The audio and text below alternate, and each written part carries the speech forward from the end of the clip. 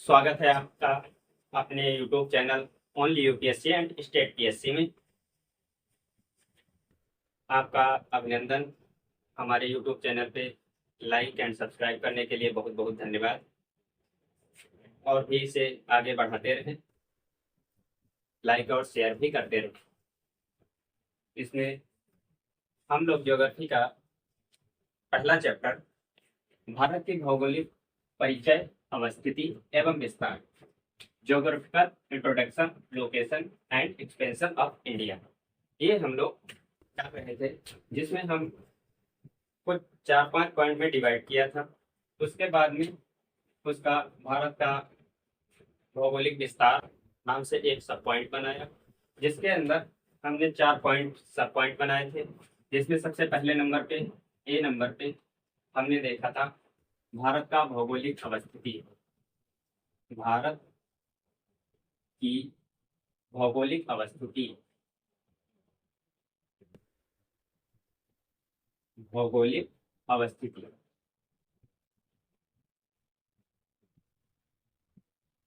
भारत की भौगोलिक अवस्थिति, ये हम लोगों ने देखा था। इसमें हम लोगों ने ये चीज अच्छे से समझी थी कि किस तरीके से वह गोंडवाना लैंड से टूटा और आज के अक्षांश और देशांतरों के मध्य पहुंचा, और उसके उपमहाद्वीप का, भारतीय उपमहाद्वीप का निर्माण कैसे हुआ, उपमहाद्वीप में कौन कौन से देश शामिल हैं, ये सारी चीजें हम लोग देख चुके हैं। जैसे पाकिस्तान, नेपाल, भारत, भूटान, बांग्लादेश, ये 5 देश भारतीय उपमहाद्वीप में शामिल हैं। इनका निर्माण किस तरीके से हुआ और किस तरीके से अवस्थित है, ये पहले पॉइंट में हम लोगों ने देख लिया था। फिर दूसरा पॉइंट यहाँ पे बी नंबर था, भारत का नामकरण। भारत का नामकरण, ये हमने बड़ी डिटेल में अच्छे तरीके से समझा था कि भारतीय अनुच्छेद में, भारतीय संविधान के अनुच्छेद नंबर 1 में भारत अर्थात इंडिया, मतलब Bharat that will be India, और उसका ऐतिहासिक नाम किस तरीके से, पहले जब अफ्रीका कॉन्टिनेंट से टूट के अलग हुआ तो उसका गोंडवाना लैंड का टूटा हुआ हिस्सा, प्रायद्वीपीय भारत, प्रायद्वीपीय हिस्सा, इस तरीके से नाम होते होते फिर सिंधु घाटी सभ्यता में उसका मेसोपोटामिया में मेलुहा कहा जाता है। सिंधु घाटी सभ्यता के समय पे सिंधु घाटी क्षेत्र में, क्षेत्र नाम से सिंधु घाटी सभ्यता के नाम से जाना गया। उसके बाद फिर हम लोगों ने देखा जैसे आर्य लोग आए तो आर्यावर्त नाम हुआ। ईरान और पर्शियन लोग आए जिन्होंने हिंदुस्तान उसका नाम दिया, और सिंधु नदी का नाम हिंदू किया। हिंदू करने के बाद वो हिंदू में सा की जगह हा की तरीके से यूज करते थे, जिस वजह से हिंदुस्तान बना और उसी के साथ हिंदुस्तान यहाँ का नाम हो गया। और इसी तरीके से जब यूनानी लोग आए तो उन्होंने सिंधु नदी को इंडस रिवर बोला या इंडस वैली सिविलाइजेशन के नाम से जाना, परिचय दिया। उस हिसाब से फिर उसका नाम इंडिया हुआ। तो यूनानी नाम इंडिया और आज का नाम भारत। वायु पुराण में ये चीज बताई गई है कि भरत दुष्यंत के पुत्र भरत हुए, जिनके नाम पे इसका नाम भारत पड़ा। या ऋग्वेद में ऐसा बताया गया है कि भरत नाम का एक बड़ा सा कबीला हुआ करता था, जो कबीला एक विस्तृत रूप होकर के भारत का स्वरूप ले लिया और इसका नाम भारत हो गया। भारत के नाम अपभ्रंश होकर भारत हो गया। किस तरीके से नामकरण हुआ, ये सारी चीजें हम लोगों ने अच्छे से समझ ली थी। थोड़ा सा एक्सप्लेन करना रह गया था, लाइट चली जाने की वजह से वीडियो रुक गया था, तो मैंने थोड़ा सा उसे कोरिलेट कर दिया ताकि आप पीछे से कनेक्ट कर सकें। इन 2 पॉइंटों के बाद में अब हम लोग ये तीसरे पॉइंट पे क्षेत्रफल एवं जनसंख्या देखेंगे। यहाँ तीसरे पॉइंट पे हम लोग डिस्कशन कर रहे हैं भारत का क्षेत्रफल और जनसंख्या। 32,87,263, 32,87,263 वर्ग किलोमीटर स्क्वायर। भारत का क्षेत्रफल विश्व के समस्त भूखंड भाग के 2.4%, 2.4% के बराबर है। मतलब यह 32,87,263 किलोमीटर 2.4% के बराबर है। ये 2.4% को अगर 100% में कन्वर्ट कर देंगे तो हमारे पृथ्वी का पर भूखंड का समस्त भूभाग पता चल जाएगा। अब इतना क्षेत्रफल है, यह विश्व का 7वां सबसे बड़ा देश है, 7वां बड़ा देश है। 7वां बड़ा देश है तो 6 बड़े देश इससे कौन कौन से हैं, उनका नाम हम लोग देख लेंगे। यहाँ नंबर 1 रूस सबसे बड़ा देश है, सबसे ज्यादा क्षेत्रफल है। दूसरे नंबर पे कनाडा, तीसरे नंबर पे चीन, फोर्थ पे यूएसए,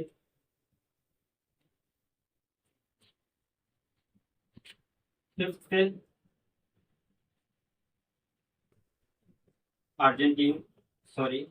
ब्राजील,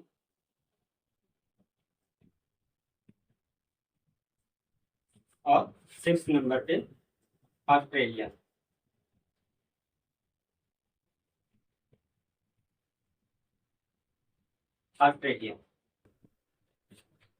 यह 6 बड़े देशों का क्रम है, जिसमें पहले नंबर पे रूस, दूसरे कनाडा, 3 नंबर पे चीन, फोर्थ पे यूएसए, फिफ्थ पे ब्राजील और 6 नंबर पे ऑस्ट्रेलिया। ऑस्ट्रेलिया में ओशिनिया और भी द्वीपीय क्षेत्र पूरे सभी शामिल होते हैं।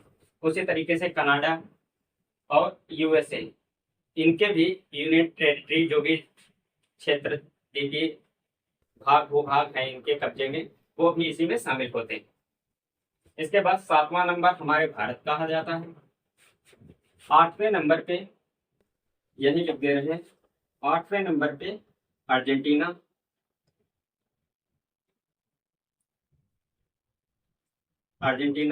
9वें नंबर पर कजाकिस्तान,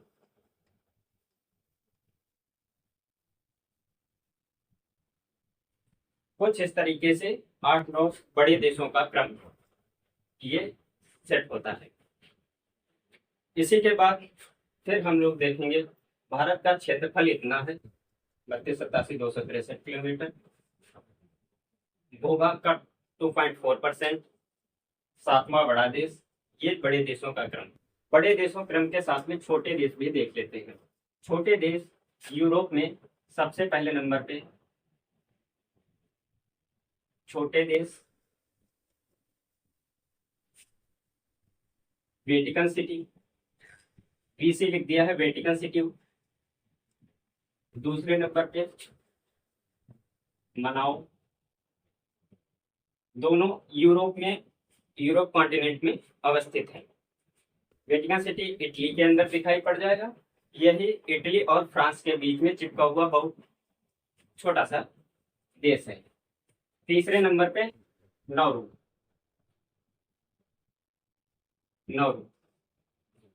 ये पैसिफिक ओशियन में अवस्थित एक द्वीपीय देश है और तीसरे नंबर का छोटा देश है। यूपीएससी में इस पे क्वेश्चन पूछ चुकी है, इसलिए हम लोग इनको बार बार यूज करते रहेंगे। ये हुए हमारा क्षेत्रफल के बाद हम लोग जनसंख्या की तरफ मूव करेंगे। जनसंख्या देख लेंगे। 2011 की जनगणना के अनुसार 2011 की जनगणना, अभी तक जनगणना हुई नहीं है, तो हम लोग वही डाटा लेकर वही डेटा सत्य मानेंगे। 121 या 1.21 करोड़, 1.21 अरब जनसंख्या या 121 करोड़ जनसंख्या, लगभग भारत की इतनी जनसंख्या है। भारत की कुल आबादी 121 करोड़, जो कि पूरे विश्व की जनसंख्या का 17.5% है, वो भी 2011 की जनगणना के अनुसार। अभी अगर जो रिसेंटली इसकी जनगणना हो या उसका कोई नया डेटा आए जनगणना से रिलेटेड, उस हिसाब से तो कहा जा रहा है कि ये जनगणना हम लोग 140 या 142 करोड़ की समथिंग जनसंख्या पहुंच चुकी है। यह हम लोग चाइना को क्रॉस कर चुके हैं। जनसंख्या में इसका दूसरा नंबर आता है। जनसंख्या में दूसरा नंबर आता है 17.5% जनसंख्या के साथ दूसरा नंबर आता है। वहीं चाइना की जनगणना, चाइना की जनसंख्या पहले नंबर, जनसंख्या में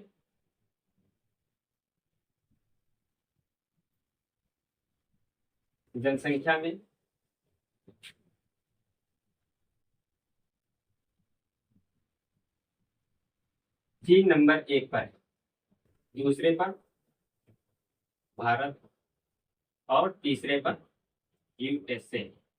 यूएसए की भी जनसंख्या ठीक ठाक हो गई।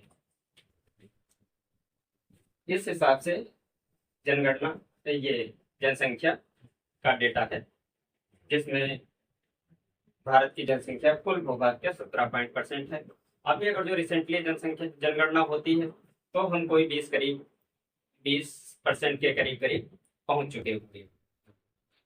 यही वजह रहती है कि भारत में हर संसाधन कम हो चुका है, हर संसाधन कम, लेकिन जनसंख्या इतनी अधिक हो चुकी है कि उस संसाधन से उसका जीवन यापन भी कठिन हो रहा है।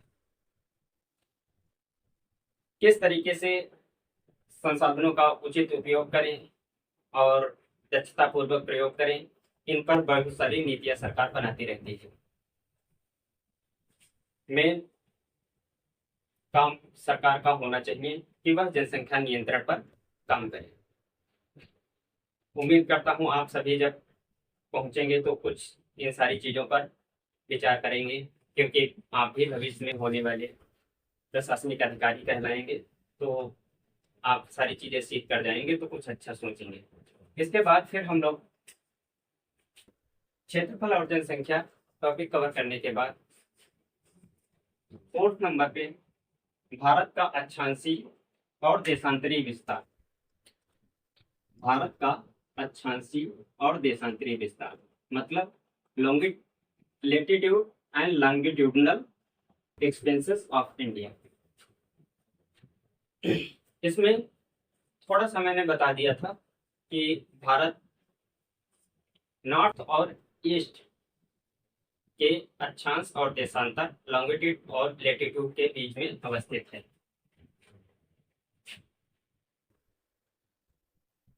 ये यहाँ पे थोड़ा सा देखिए, ये 0 डिग्री अक्षांश, ये 0 डिग्री देशांतर।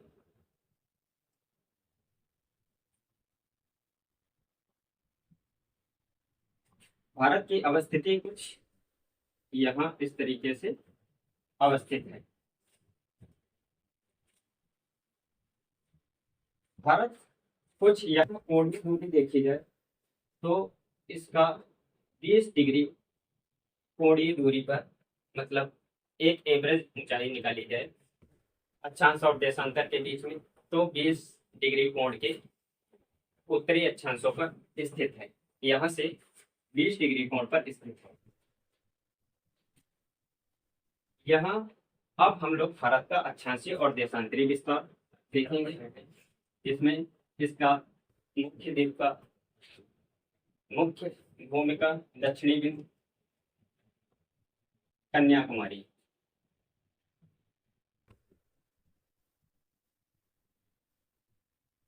कन्याकुमारी या कुमारी अंतरिक्ष, कन्याकुमारी और कुमारी अंतरिक्ष। वहीं यहीं पर भारत का द्वीप अंडमान निकोबार द्वीप अवस्थित है। अंडमान निकोबार द्वीप का सबसे दक्षिण में निकोबार, छोटा निकोबार द्वीप समूह पर स्थित, निकोबार द्वीप समूह पर इंदिरा पॉइंट,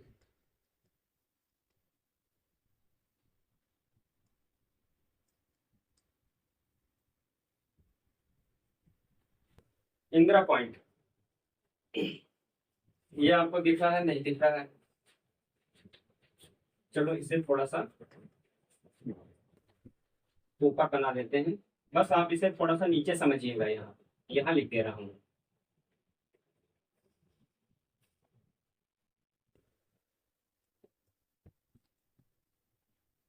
इंदिरा पॉइंट या इसी को बोलेंगे पिग्मेलियन पॉइंट।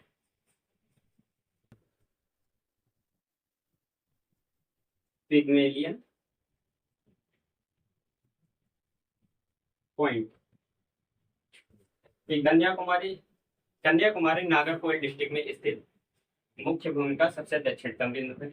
वहीं उत्तर में यहाँ कहीं स्थित है इंदिरा पॉइंट।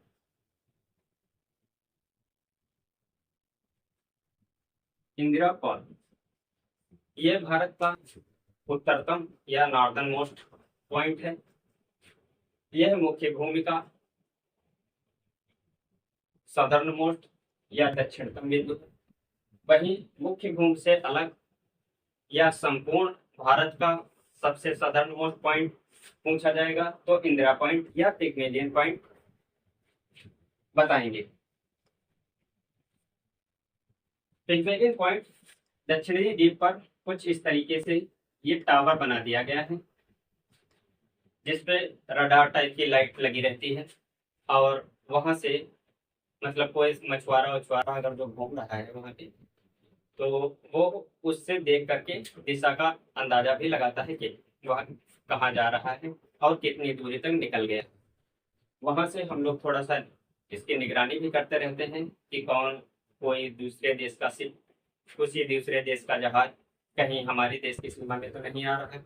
इस निगरानी के लिए एक ऐसे पॉइंट टाइप का बनाया गया है, जो कि 2004 में सुनामी आई थी। सुनामी के तहत इसे कुछ क्षति पहुंची थी और यह पानी में भी चला गया था। अभी भी हालांकि थोड़ा सा पानी के अंदर ही है, लेकिन मुख्य भूमि से थोड़ा बाहर ही हट करके है, लेकिन उतना पानी अब नहीं। इसके बाद इसके अक्षांशीय और देशांतरीय विस्तार में, तो अक्षांश और देशांतर भी देखेंगे। यहाँ पर कन्याकुमारी वाला जो यहाँ अक्षांश यानी लेटीट्यूड है, वह है कुछ 8 डिग्री 4 मिनट नॉर्थ। ये नॉर्थ क्यों हो रहा है? क्योंकि यहाँ से नॉर्थ हेमिस्फीयर इधर है और इधर का साउथ हेमिस्फीयर इधर है। ये इस वजह से नॉर्थ लिखा जा रहा है।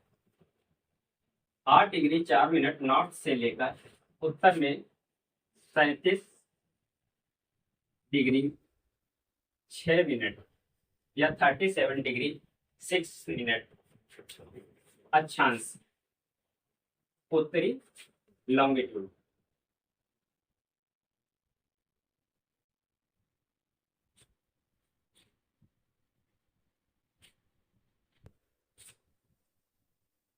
Sorry, latitude.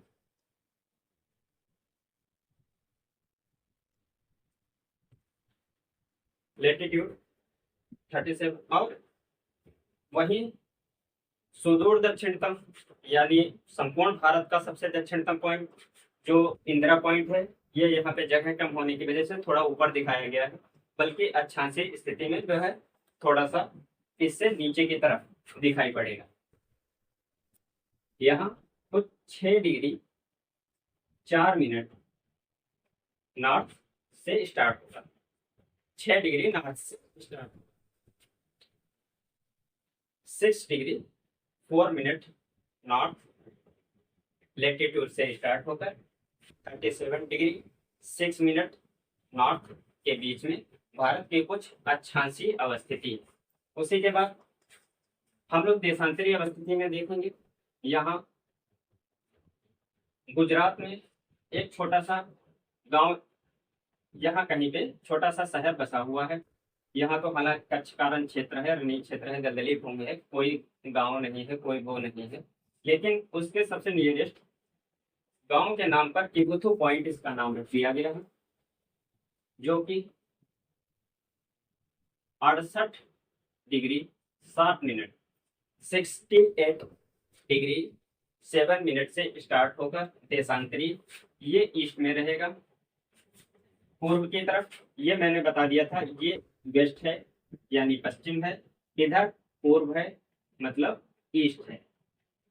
तो भारत की अवस्थिति चूंकि यहाँ है तो ईस्ट में ईस्ट हेमिस्फीयर और नॉर्थ हेमिस्फीयर के बीच में अवस्थित है, इसलिए हम लोग 68 डिग्री इधर लिख रहे हैं, जबकि भारत का पश्चिमी पॉइंट है, लेकिन वह मध्याह्न समय रेखा के 68.7 मिनट पूर्व में स्थित होने के कारण इसके आगे ईस्ट लिखा गया। 68 डिग्री 7 मिनट से स्टार्ट होकर यहाँ पर कुबुथु पॉइंट गौरी माता या गौर माता,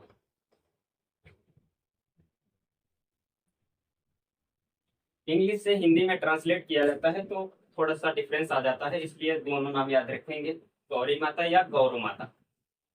यही कुछ सर क्रीक है जो भारत और पाकिस्तान के बीच में विवादित क्षेत्र भी है, क्योंकि भारत और पाकिस्तान की सीमा पर पड़ता है तो उसमें थोड़ा सा विवादित है। जब हम लोग सीमावर्ती क्षेत्र और सीमावर्ती देशों के साथ संबंध पढ़ेंगे तो उसे डिस्कस करेंगे, फिर से एक बार ये रिवाइज कराया जाएगा। उसके बाद यहाँ सबसे पूर्व में 97 डिग्री 25 मिनट 97 डिग्री 25 मिनट के बीच ईस्ट में देशांतरी विस्तार भारत का या longitudinal extension of India 68 degree 7 minute से 97 डिग्री 25 ईस्ट तक है, लॉन्गिट्यूडनल डिस्टेंस इतना है। अब यह डिस्टेंस अगर हम लोग देखें, इसमें मोटा मोटा हम लोग इसे इधर इस कोने से समझ लेते हैं। 96 डिग्री से ये 68 को माइनस करें तो यहाँ कुछ 29 डिग्री शेष आएगा। 29 डिग्री शेष आएगा। 29 डिग्री का मतलब है, जैसा हम लोग समझ रहे हैं कि पूरे गोलार्ध पर इस तरीके से अक्षांश रेखाएं खींची गई हैं। 360 अक्षांश रेखाएं 24 घंटे में पृथ्वी के द्वारा चली जाती हैं। 360 अक्षांश रेखाएं पृथ्वी के द्वारा 24 घंटे में चली जाती हैं, अर्थात मतलब 1 घंटे में 15 लॉन्गिट्यूड पृथ्वी घूम जाती है। 15 देशांतर पृथ्वी 1 घंटे में घूम जाती है। इस हिसाब से 15 के 2 गुना के समथिंग कुछ 29 डिग्री आया हुआ है। तो भारत को पूर्व से पश्चिम तक पृथ्वी को घूमने के लिए 2 घंटे का समय चाहिए होता है। मतलब यहाँ सूरज अगर सुबह 7 बजे निकला है, यहाँ कोई सूरज सन 7 AM 7 बजा हुआ है अगर सुबह का, तो ये अक्षांश से ये देशांतर से इस देशांतर तक सूर्य को आने में 2 घंटे का समय लगेगा। ये सूर्य अगर यहाँ पे रुका हुआ है, यह भाग यहाँ पहले स्थित है, फिर धीरे धीरे उधर की तरफ बढ़ता हुआ जा रहा है। तो यहाँ कुछ 7, उसके बाद में यहाँ कुछ 7:10 पे सूर्य की किरण पहले दिखाई पड़ेगी। यहाँ 7:30 बजे, कुछ यहाँ पे 8 बजे, यहाँ पर 8:30 बजे और धीरे धीरे यहाँ तक 9 बज जाएगा। मतलब सुबह अगर जो 7 बजे यहाँ सनराइज हो रहा है तो यहाँ सुबह सनराइज होगा 9 बजे। यह 2 घंटे का डिफरेंस आता है यहाँ 29 डिग्री देशांतरी विस्तार के कारण। ये टाइम डिसाइड के लिए ही देशांतरों का नेम बनाई गई थी। इसका बैकग्राउंड थोड़ा सा हम लोग अभी अक्षांश देशांतर चूंकि नहीं कर रहे हैं, अक्षांश देशांतर जब हम लोग करेंगे तो उसमें थोड़ा सा ये भी देख लेंगे कि अक्षांश किसने बनाए और क्यों बनाए गए थे, अक्षांश का क्या महत्व हुआ, अक्षांश बनाए गए उससे हम लोगों ने जलवायु कैसे डिसाइड करेंगे, क्लाइमेटिक जोन डिसाइड किए जाएंगे। जिस हिसाब से हम लोग कह देते हैं भारत उष्ण और उपोष्ण कटिबंधीय, उष्ण प्लस उपोष्ण में है, उपोष्ण कटिबंधीय में है। तो ये सारी चीजें डिसाइड करने के लिए किस तरीके की जलवायु पाई जाएगी, वहां पर किस तरीके एग्रीकल्चर जोन बनाए जाएंगे या किस तरीके की मृदा बनेगी, कुछ इस तरीके के एक मोटा मोटा आइडिया तैयार हो सके, इसलिए हम लोगों ने ये काल्पनिक रेखाओं के रूप में अक्षांश और देशांतर, लेटीट्यूड और लॉन्गिट्यूड बनाए। बहुत सारे वैज्ञानिकों ने मिलकर के इन सबको सत्यापित किया और इन्हें सत्य माना जाता है। तो और उसी तरीके से देशांतर देशांतर किस तरीके से बने ये मैं बहुत ऐसे ओरली बता दे रहा हूँ आपको। बाकी जब हम लोग अक्षांश और देशांतर करेंगे तो अक्षांश और देशांतर में पूरी तरीके से डिटेल में बता देंगे कि देशांतर बना। देशांतर से एक तो पहली बार टाइम डिसाइड होता है कि वह कितने टाइम पर स्थित है। जैसे अभी भारत का हम लोगों ने देख लिया मानक समय रेखा क्या है, यहाँ कुछ 82 डिग्री से लेकर 8 मिनट या 82.5 डिग्री तक मान लेते हैं। कुछ ऐसे भारत की मानक समय रेखा गुजरती है जिसके हिसाब से अगर यहाँ सुबह 7 बजे उठा हुआ सूरज, यहाँ 8 बजे, यहाँ 9 बजे, तो एक बीच की मानक रेखा को मान करके, और यह देशांतर 7.5 के डिवाइडेंड में रहते हैं या 15 के डिविजिबल में हैं, क्योंकि इससे घंटे का थोड़ा सा गणित आसान हो जाती है ताकि समझ में आ सके। ये अक्षांश देशांतर वाला थोड़ा सा टॉपिक अलग है। अभी हम लोग फिलहाल अक्षांश और देशांतर थोड़ा सा बता देना जरूरी था कि अक्षांश और देशांतर मैंने जैसे कि बता दिया कि अक्षांश और देशांतर क्यों खींचे गए और यहाँ अक्षांशीय विस्तार बताना है, तो यहाँ भी थोड़ा सा डिस्कशन जरूरी था। इसके बाद इसका विस्तार यहाँ से यहाँ तक हुआ गौरी माता, और यहाँ वाला पॉइंट का नाम है कुबुथु, कुबुथु या किबुथु। थोड़ा सा शब्द का डिफरेंस बना रहता है वहां पर भी, क्योंकि इंग्लिश से लेके हिंदी में जब कन्वर्ट किया जाता है तो पेपर में या ट्रांसलेशन में थोड़ा सा शब्द का आता है, वेरिएशन आ जाता है। वो आप 1-2 पॉइंट कुबुथु किबुथु लिखा हुआ मिलेगा, आप इसे टिक करके आएंगे। अब हम लोग इसका उत्तर से दक्षिण और पूर्व से पश्चिम विस्तार देख लेते हैं। जैसे लॉन्गिट्यूडनल एक्सटेंस कितना फैला हुआ है।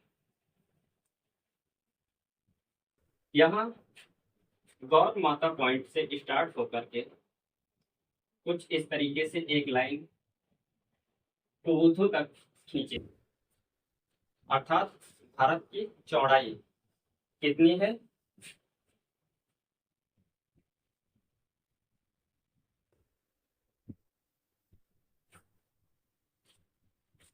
2914 किलोमीटर, तो 2914 किलोमीटर इतनी इसकी चौड़ाई है। जिसमें अब इसमें ऐसा नहीं है वह एकदम सीधे से खींच दी गई है, यहाँ पे कोई इतनी लंबी रोड नहीं है, या हम लोग कोई भी इधर उधर करेंगे तो इसकी लंबाई चौड़ाई बढ़ जाएगी। एकदम से हम लोगों ने एक आइडियल मान करके कि यहाँ से इतनी दूरी अगर नाप लिया कि 1 किलोमीटर आ रही है, तो इसी को 2 किलोमीटर, 3 किलोमीटर, 4 किलोमीटर, 5 किलोमीटर यहीं से बता दिए कि ये 5 किलोमीटर दूरी निकल कर आएगी। कुछ इस तरीके से हम लोग आइडियल फॉर्म में इसे मानते हैं। वही यहाँ उत्तर में इंदिरा पॉइंट से स्टार्ट होकर एक रेखा खींचे जो कन्याकुमारी तक आए, जो कन्याकुमारी तक आए, तो उसकी कुल लंबाई कितनी होगी?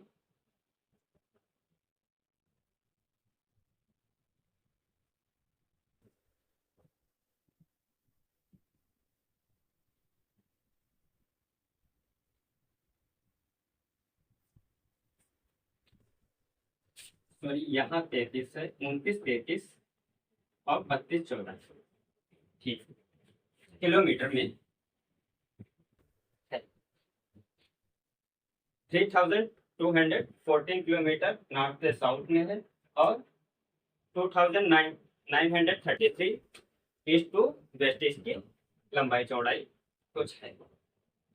ये हम लोग इसका अक्षांशीय और देशांतरी विस्तार समझ लिए। इसके बाद में हम लोग दूसरा पॉइंट स्टार्ट करेंगे और नेक्स्ट वीडियो में आगे की तरफ ऐसे छोटी छोटी वीडियो के साथ मिलते रहेंगे। धन्यवाद, थैंक यू। लाइक करें, सब्सक्राइब करें। धन्यवाद, थैंक यू।